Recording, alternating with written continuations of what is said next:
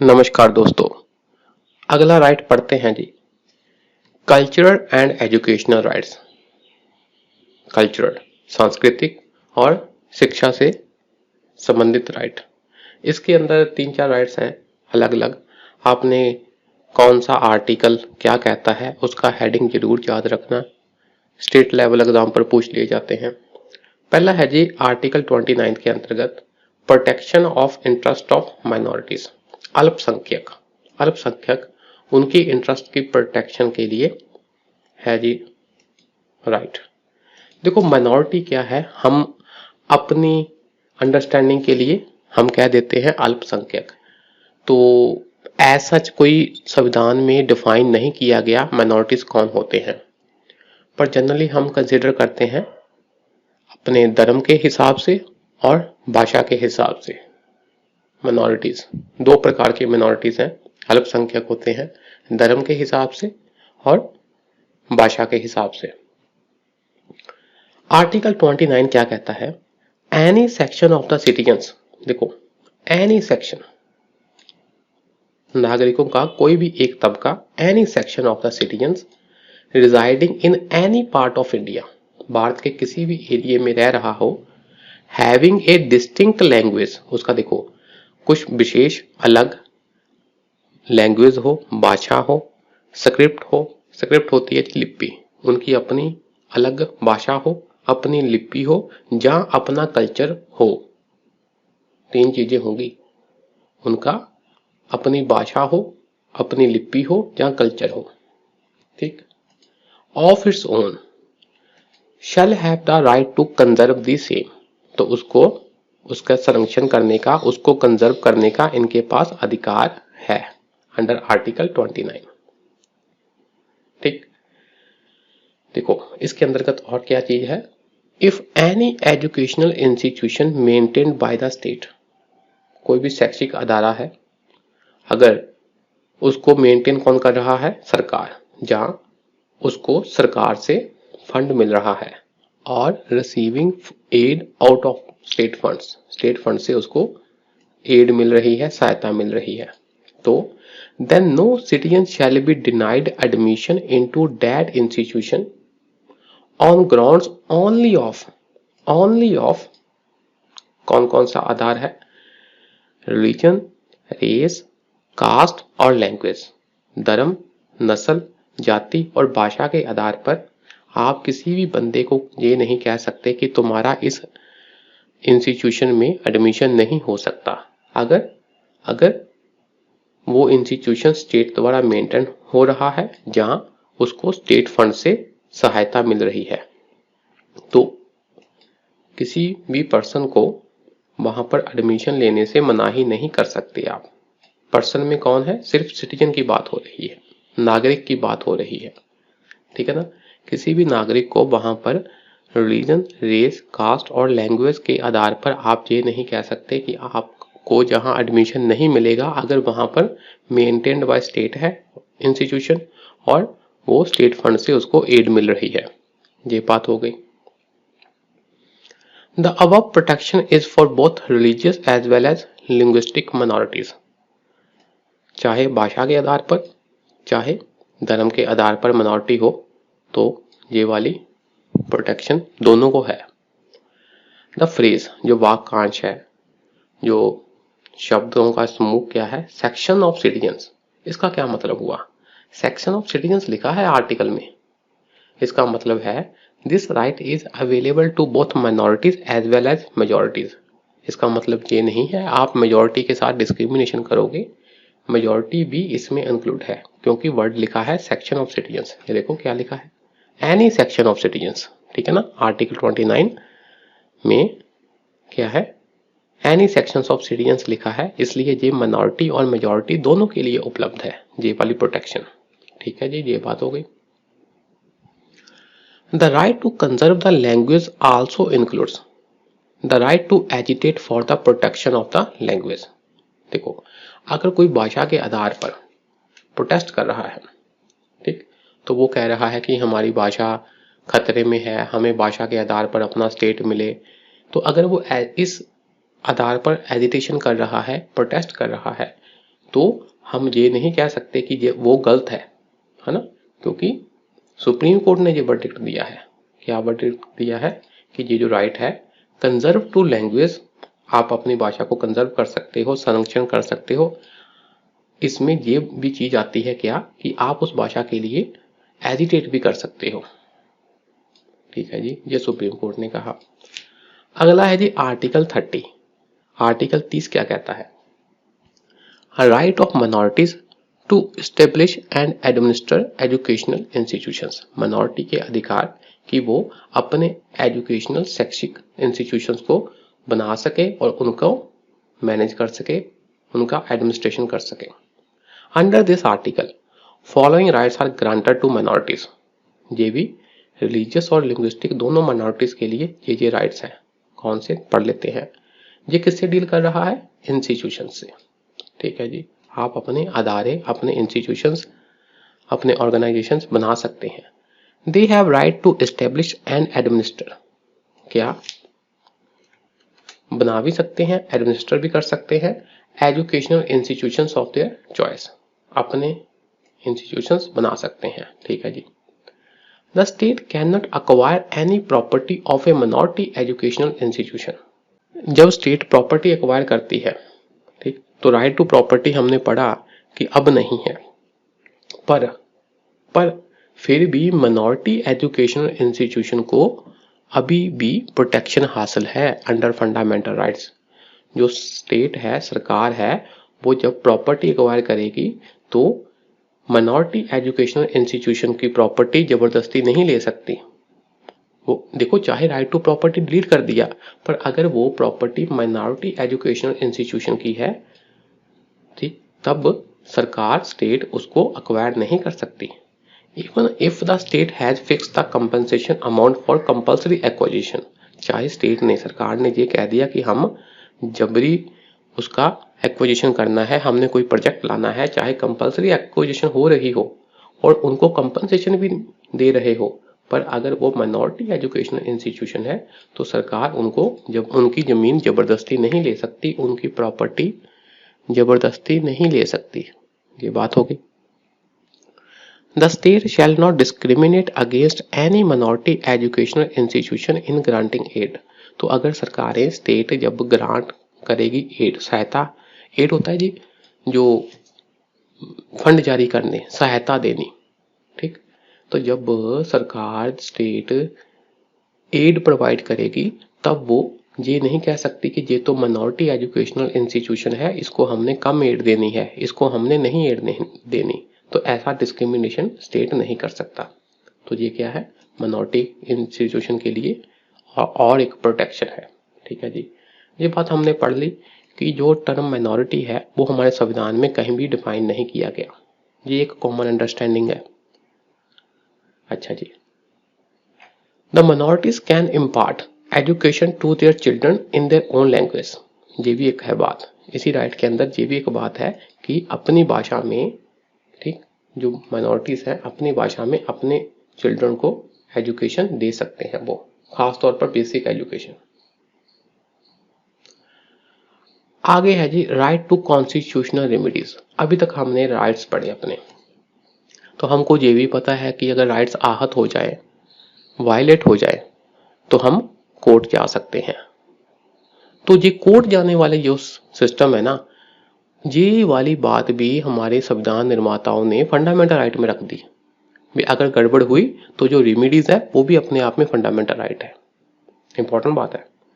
Article 32 right to constitutional remedies, संवैधानिक क्या है? रेमेडीज। रेमेडीज क्या है? उपचार वगैरह। Itself a part of the constitution. देखो, अगर आपका कोई फंडामेंटल राइट वायोलेट होता है तो उसका समाधान लेना है आपने, तो वो अपने आप में क्या है?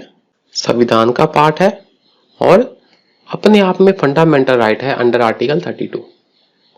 If any fundamental right is violated, अगर किसी भी फंडामेंटल राइट का अवहेलना हुई है, वायलेट हुआ है, then the constitution has provisions for its redressal. तो संविधान में उसकी रिड्रेसल के लिए, मतलब उसके उपचार के लिए, उसके हल के लिए, ठीक, जो एक अपने आप में प्रोविजंस दी हुई है। Thus, one can enforce the fundamental rights using constitutional provisions under article 32, ठीक है ना, 32 आर्टिकल। तो अगर डॉक्टर बी आर अम्बेडकर के अनुसार भी ये वाला जो आर्टिकल 32 है, ये क्या है, मोस्ट इंपॉर्टेंट आर्टिकल है of the constitution. Doctor Ambedkar से पूछा गया कि संविधान का सबसे इंपॉर्टेंट आर्टिकल कौन सा है, तो उन्होंने जवाब दिया आर्टिकल 32। देखो संविधान का सबसे इंपॉर्टेंट पार्ट आप कह लो तो वो है आपके फंडामेंटल राइट्स। तो फंडामेंटल राइट्स की जो है उसको लागू करवाना ताकि उनकी वायलेशन पर उसका रिड्रेसल करवाना, वो आर्टिकल 32 के अंदर है। तो आर्टिकल 32 डॉक्टर अम्बेडकर के हिसाब से क्या है, संविधान का सबसे इंपॉर्टेंट आर्टिकल है। तो उनके शब्दों में an article without which this constitution would be nullity, इस आर्टिकल के बगैर ये संविधान कुछ नहीं रहेगा। It is the very soul of the constitution and the very heart of it. तो ये क्वेश्चन आ सकता है कि डॉक्टर अम्बेडकर ने किस आर्टिकल को संविधान की आत्मा और दिल कहा, वो है आर्टिकल 32। और बाद में सुप्रीम कोर्ट ने भी ये कहा कि जो आर्टिकल 32 है वो हमारे संविधान की बेसिक फीचर में आता है और बेसिक फीचर को आप कॉन्स्टिट्यूशनल अमेंडमेंट के द्वारा हटा नहीं सकते, ठीक है जी। Under this article one can move supreme court for the enforcement of the fundamental rights. ये हमने पढ़ा, अगर आपके फंडामेंटल राइट्स आहत हुए हैं तो उनकी एनफोर्समेंट के लिए, रिड्रेसल के लिए हम सीधा अंडर आर्टिकल 32 के तहत सुप्रीम कोर्ट के पास जा सकते हैं और फिर सुप्रीम कोर्ट हमारी सहायता के लिए हमारे राइट्स को दोबारा एनफोर्स करने के लिए रिट जारी करता है। रिट होते हैं जी ऑर्डर, ठीक है जी। The supreme court can issue writs for the enforcement of any of the fundamental rights. तो इनकी एनफोर्समेंट के लिए सुप्रीम कोर्ट रिट जारी करता है। रिट हम कह सकते हैं ऑर्डर जारी करता है, डायरेक्शन देता है। रिट क्या होता है जी, इसका टेक्निकल मीनिंग समझ ले। Command in writing in the name of the court, मतलब सुप्रीम कोर्ट ने कमांड दी है, सुप्रीम कोर्ट की मोहर लगी है, सुप्रीम कोर्ट के नाम पर आदेश जारी किया जाता है कि किस क्या आदेश की फंडामेंटल राइट्स की एनफोर्समेंट हो। आदेश आगे प्रकार के होते हैं, 5 प्रकार के हम पढ़ेंगे। It is a legal document, कानूनी डॉक्यूमेंट होता है। Issued by the court that orders a person और एंटिटी, कोर्ट ऑर्डर जारी करता है लिखती रूप में, ठीक है ना। लीगल डॉक्यूमेंट होते हैं। To perform a specific act और to cease performing a specific action और डीड, कहने का मतलब कोर्ट डायरेक्शन जारी करता है कि हाँ भी ये वाला काम करो, जहां आप ये वाला काम ना करो क्योंकि आपके ये पर्टिकुलर काम से किसी के फंडामेंटल राइट आहित हो रहे हैं। बेसिकली आप याद रखना, रिट का मतलब है written order by the court, ठीक है जी। अब सुप्रीम कोर्ट फंडामेंटल राइट्स की एनफोर्समेंट के लिए 5 प्रकार के रिट जारी करता है। इन 5 के आपने नाम याद रखने हैं, habeas corpus, mandamus, prohibition, certiorari and quo warranto, ठीक है जी, याद रखने आपने। तो ऐसा नहीं है कि सिर्फ supreme court, under article 226 high court भी रिट जारी कर सकता है, हाई कोर्ट भी रिट जारी कर सकता है, पर आर्टिकल 226 फंडामेंटल राइट का पार्ट नहीं है, इसलिए आप हाई कोर्ट के पास जा तो सकते हो पर वो एक अपने आप में फंडामेंटल राइट नहीं है, वो आपका लीगल राइट है, कॉन्स्टिट्यूशनल राइट है। Parliament can empower any other court to issue writs, तो पार्लियामेंट चाहे तो किसी और कोर्ट को भी पावर दे सकता है कि आप भी रिट जारी कर सकते हो, पर अभी तक किसी को नहीं दी। तो एट प्रेजेंट हाई कोर्ट भी रिट जारी कर सकता है और सुप्रीम कोर्ट भी, पर सुप्रीम कोर्ट की रिट जारी करने की पावर फंडामेंटल राइट में आती है, ठीक है जी। तो सुप्रीम कोर्ट ने ये कहा था कि जब आपके पास जो समाधान है हाई कोर्ट में उपलब्ध है तो कोशिश करो पहले आप हाई कोर्ट में जाओ फिर हमारे पास आओ, ये सुप्रीम कोर्ट ने बात कही है, ठीक है जी। थोड़ा डिफरेंस समझ लेते हैं हाई कोर्ट और सुप्रीम कोर्ट की रिट इशू करने की पावर को। A high court can issue writs for the enforcement of the fundamental rights as well as for any other purpose, ठीक है ना। जो हाई कोर्ट है वो फंडामेंटल राइट की एनफोर्समेंट के लिए भी, और जहाँ कोई और पर्पस जैसे enforcement of an ordinary legal right, जो आम कानूनी राइट है उसकी एनफोर्समेंट के लिए भी रिट जारी कर सकता है। ठीक, पर जो सुप्रीम कोर्ट है वो क्या है, can only issue writ for the enforcement of the fundamental rights. तो सुप्रीम कोर्ट सिर्फ फंडामेंटल राइट की एनफोर्समेंट के लिए ही रिट जारी कर सकता है। तो अगर आपसे पूछा जाए कि रिट इशू करने की जो रिट जुरिस्डिक्शन है वो हाई कोर्ट की ज़्यादा है सुप्रीम कोर्ट की, जाहिर सी बात है वो हाई कोर्ट की ज़्यादा है। क्यों? क्योंकि हाई कोर्ट फंडामेंटल राइट के साथ साथ और लीगल राइट के लिए भी क्या है, रिट जारी कर सकता है। अच्छा जी, पर जो टेरिटोरियल एक्सटेंट है ना, अगर हम एरिया की बात करें तो जो हाई कोर्ट होता है ना वो अपने अपने अपनी जो उसकी स्टेट की सीमा होती है ना उससे संबंधित ही रिट जारी कर सकता है। कहने का मतलब वो अपने स्टेट तक सीमित रहता है हाई कोर्ट, जिस स्टेट का वो हाई कोर्ट है।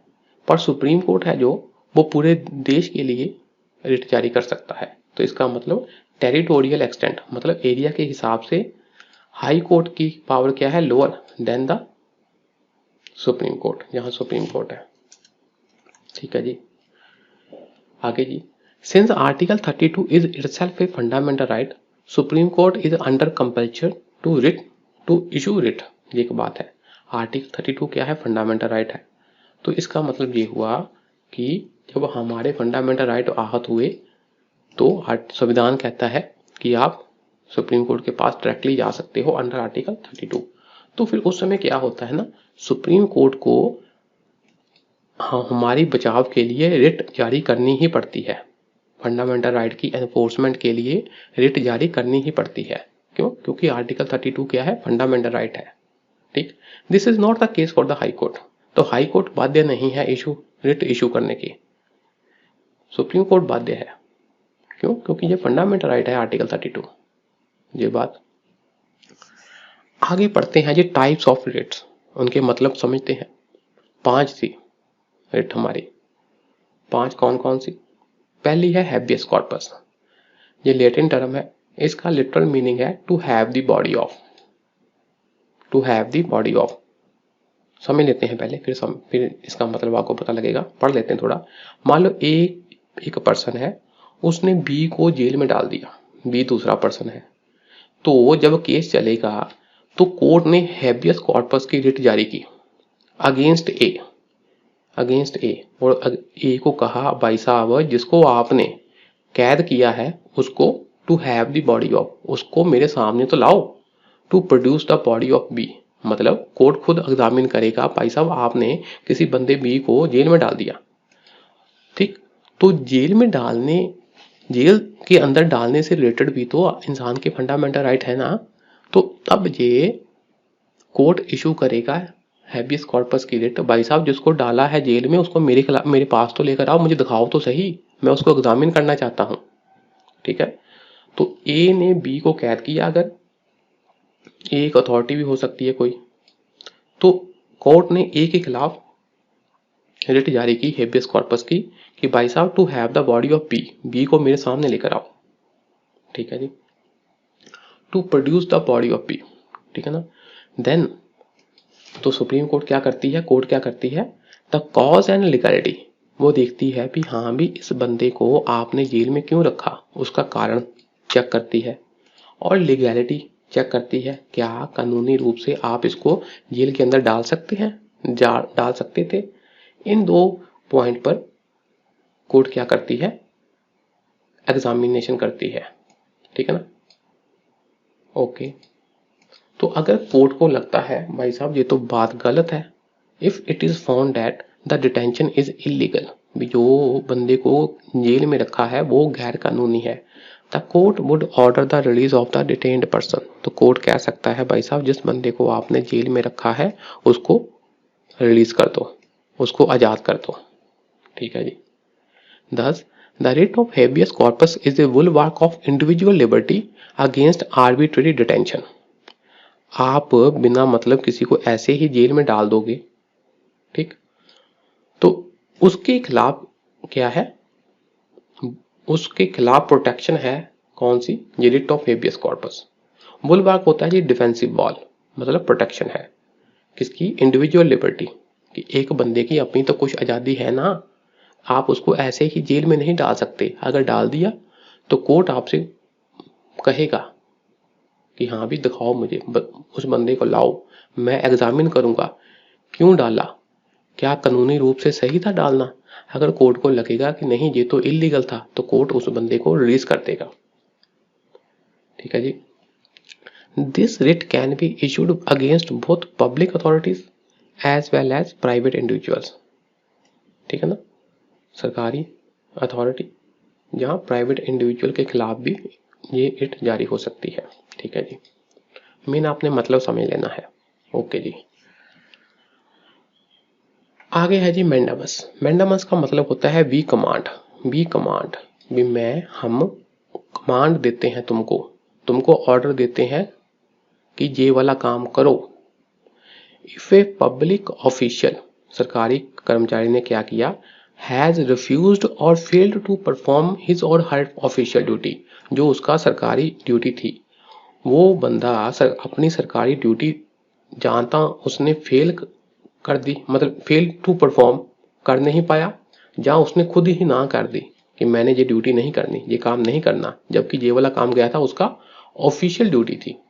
मतलब एक सरकारी कर्मचारी अगर अपनी ऑफिशियल ड्यूटी करने से ना कर दे, या प्रॉपर ढंग से अपनी ऑफिशियल ड्यूटी ना निभा पाए, तो then the court can issue command, order दे सकता है, उसको कमांड दे सकता है, क्या भाई परफॉर्म करो अपनी ड्यूटी, जो तुम्हारी ऑफिशियल ड्यूटी है उसको क्या करो, परफॉर्म करो। ठीक है ना, मैंडामस का मतलब बी कमांड, तुमको आदेश जारी करते हैं, तुमको कमांड देते हैं, ऑर्डर देते हैं। ये ऑर्डर क्या है? विद पावर है ऑर्डर भी, हाँ भी तुम्हारे खिलाफ एक्शन होगा, ये काम करो, तुम्हारी ऑफिशियल ड्यूटी थी तुम नहीं कर पाए, करो। This command can also be issued to a lower court, lower court को हो सकती है, ट्रिब्यूनल को हो सकती है, कॉर्पोरेशन को हो सकती है, पब्लिक बॉडी को हो सकती है।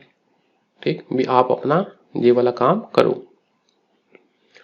This writ can not be issued in the following cases, in cases में ये रिट जारी नहीं हो सकती। ठीक है, देख लो जी।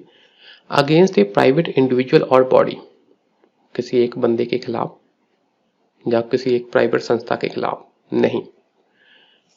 To enforce departmental instruction that does not possess statutory force, अगर कोई डिपार्टमेंट ने इंस्ट्रक्शन जारी की है अपने कर्मचारियों को, तो उसकी एनफोर्समेंट के लिए आप रिट जारी नहीं कर सकते। जैसे किसी डिपार्टमेंट ने कहा कि हाँ भी मेरे कर्मचारियों ये काम करो, वो तो डिपार्टमेंट की इंस्ट्रक्शंस है ना, तो उसके पीछे कोई कानूनी फोर्स नहीं होती। इसकी एनफोर्समेंट के लिए आप जो कोर्ट है रिट जारी नहीं कर सकता। ठीक है ना, वो तो ऑफिशियल ड्यूटी के लिए रिट जारी कर सकता है।